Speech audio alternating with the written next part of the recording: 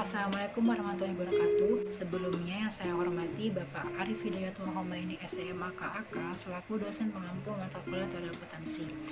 Di sini kelompok 5 akan menjelaskan materi tentang sejarah perkembangan akuntansi di Amerika Serikat. Yang pertama yaitu perkembangan akuntansi di Amerika Serikat. Akuntansi di negara Amerika Serikat itu diatur oleh Badan Sektor Swasta atau Badan Standar Akuntansi Keuangan atau ya biasa dikenal dengan FSAB. Dengan akuntansi keuangan di Amerika Serikat ini memiliki 4 fase. Fase yang pertama itu adalah fase kontribusi manajemen yang berlangsung dari tahun 1900 hingga 1933. Pada fase ini memiliki ciri khusus di mana manajemen mengatur sepenuhnya informasi keuangan yang diungkap ke dalam laporan tahunan. Pada fase ini memiliki ketergantungan pada inisiatif manajemen sehingga menimbulkan beberapa konsekuensi. Adapun konsekuensinya itu yang pertama, sebagian besar teknik akuntansi tidak memiliki dukungan teoritis.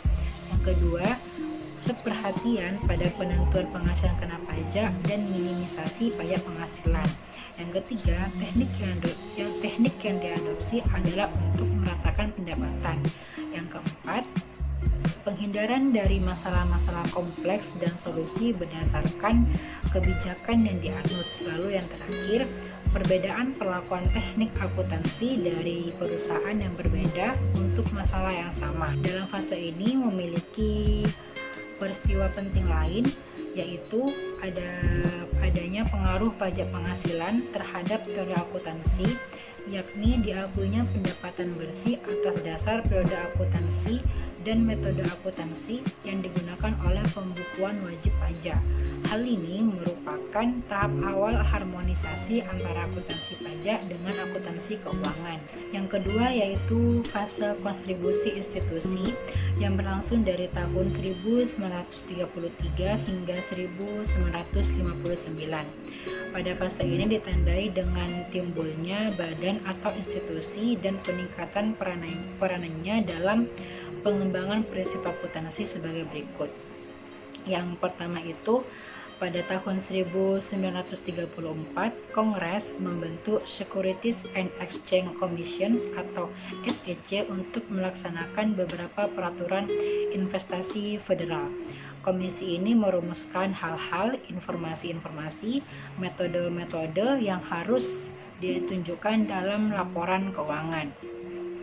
Lalu yang kedua itu adanya usulan agar The American Institute of Certified Public Accounts mulai melakukan kerjasama dengan bursa saham sehingga standar yang ditetapkan dalam laporan keuangan dapat sesuai dengan eksekutif perusahaan dan akuntan sesuai dengan praktek yang ada. Fase yang ketiga itu yaitu fase kontribusi profesional yang berlangsung dari tahun 1959 hingga 1973. Komite khusus tentang program riset mengusulkan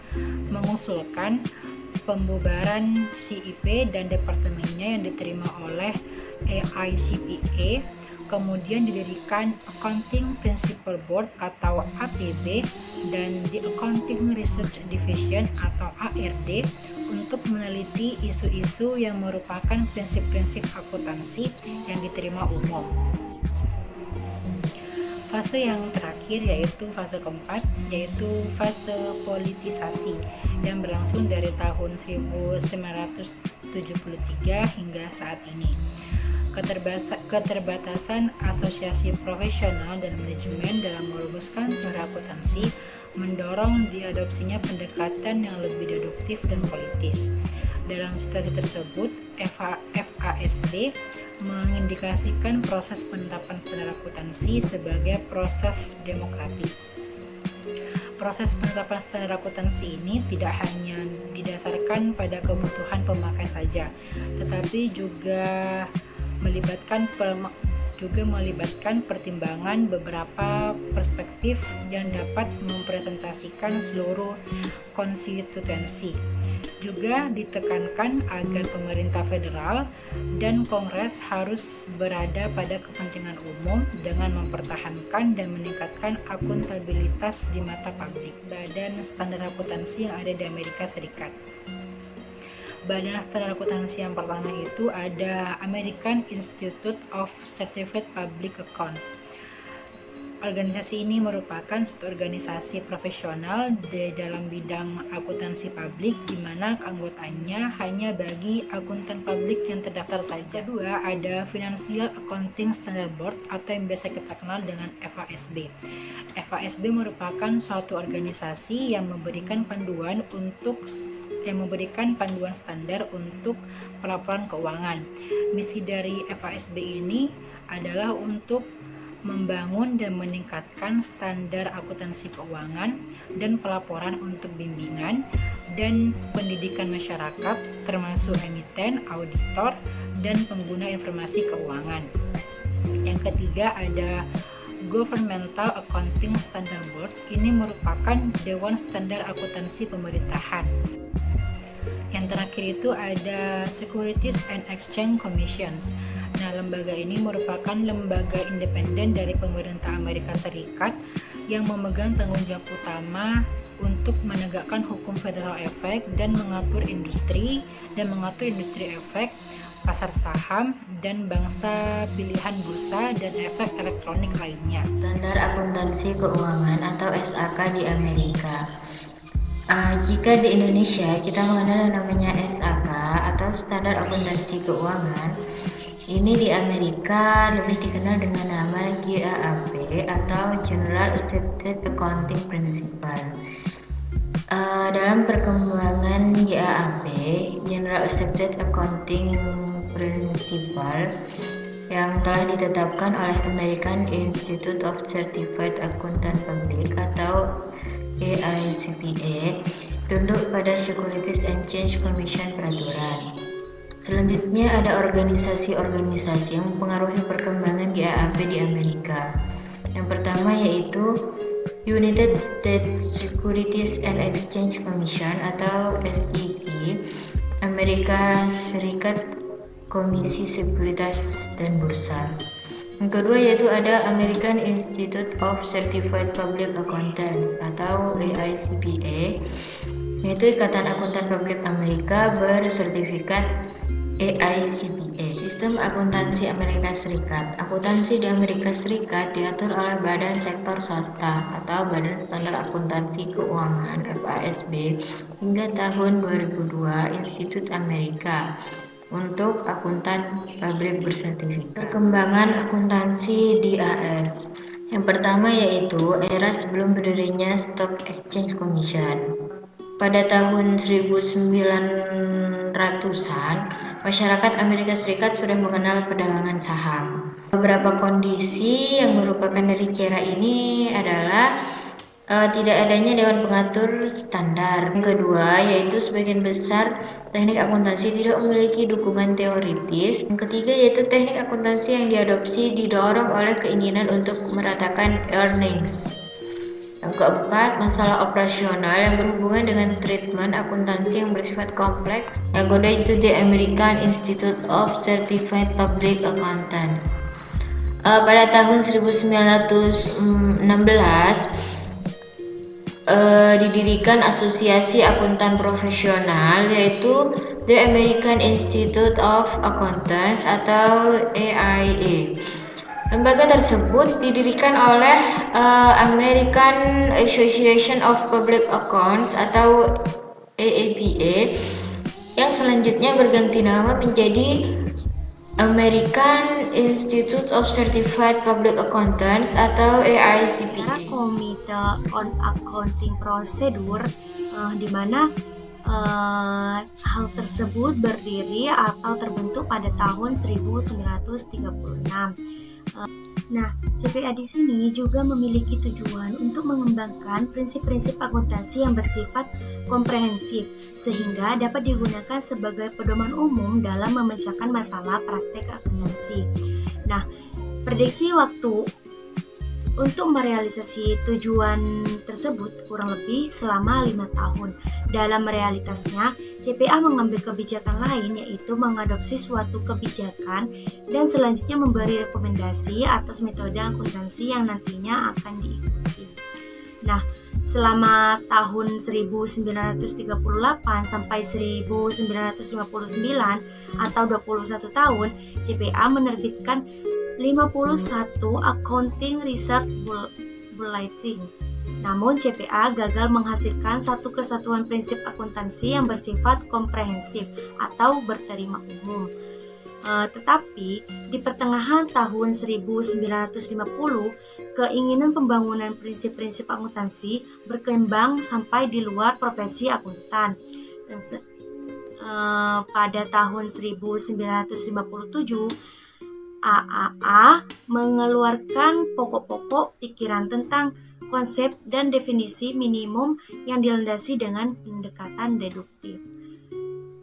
Terus pada tahun 1957 sampai 1959, perkembangan standar akuntansi di Amerika Serikat mengalami masa transisi.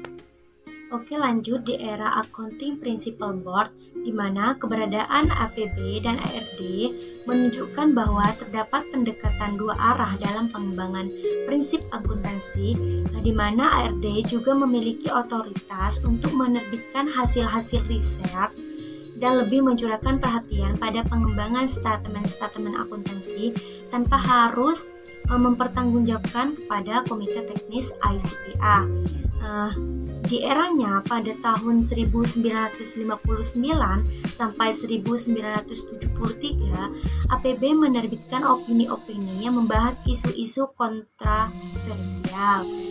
Pada era tersebut, kontribusi Amerika Accounting Association atau AAA juga tidak kalah pentingnya dalam proses perumusan statement-statement akuntansi dibanding APB. Di era Financial Accounting Standard Board, di mana pada kelompok ini menentukan bahwa APB harus dibubarkan dan struktur standar pengaturan baru diciptakan. Misi dari FASB adalah untuk membangun dan meningkatkan standar akuntansi keuangan dan pelaporan untuk bimbingan dan pendidikan masyarakat, termasuk emiten, auditor, dan pengguna informasi keuangan. Di sini juga ada model rangka konseptual. FASB ini mencakup 4 komponen dasar. Era internasional accounting standard board. Globalisasi dunia menuntut adanya standar akuntansi yang beragam. Namun, untuk mencapai sebuah keseragaman tersebut sangatlah tidak mudah. Apalagi dengan kondisi seperti ini sangat memerlukan adanya sebuah badan penyusun standar internasional, di mana salah satunya yaitu IASC. Standar IASC disatukan ke IASB dan IASC Foundation tahun 2000 serta perubahan kondisi lebih lanjut pada tahun 2002 sampai 2007, di mana IASC Foundation tersebut juga memiliki tujuan. Yang pertama itu untuk mengembangkan satu set standar berkualitas tinggi yang dapat dipahami dan berlaku secara global demi kepentingan umum, di mana pelaporan keuntungan yang berkualitas terutama untuk membantu pelaku pasar modal, dunia dan pengguna lain yang membuat keputusan ekonomi. Terus yang kedua itu untuk mempromosikan penggunaan dan penerapan standar yang ketat. Yang ketiga itu dalam memenuhi tujuannya yang berhubungan dengan poin 1 dan poin 2 di atas SC bertujuan untuk memperhitungkan sebagaimana mestinya kebutuhan khusus entitas kecil menengah serta entitas ekonomi baru. Terus yang keempat itu untuk mewujudkan konvergensi atas dasar akuntansi nasional ke IAS dan IFRS yang telah diarahkan pada solusi berkualitas harga. Berdasarkan pemaparan materi tersebut dapat disimpulkan bahwa sejarah perkembangan akuntansi di Amerika Serikat melalui beberapa era dan dapat diidentifikasikan melalui 4 fase. Fase yang pertama itu fase konstruksi manajemen dari tahun 1900 hingga 1933 yang memiliki ciri khusus di mana manajemen mengendalikan sepenuhnya terkait informasi keuangan yang diungkap ke dalam laporan laporan tahunan.